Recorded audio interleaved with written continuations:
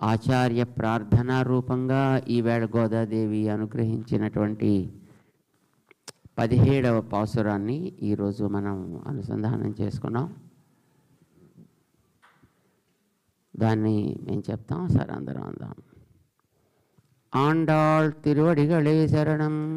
ஆண்டாள் திருவடிகளே சரணம். அம்பரமே தண்ணீரே சோரே அறம் செய்யும் எம்பெருமான் நந்தகோபாலா எழுந்திராய் கொம்பனார்க்கெல்லாம் கொழுந்தே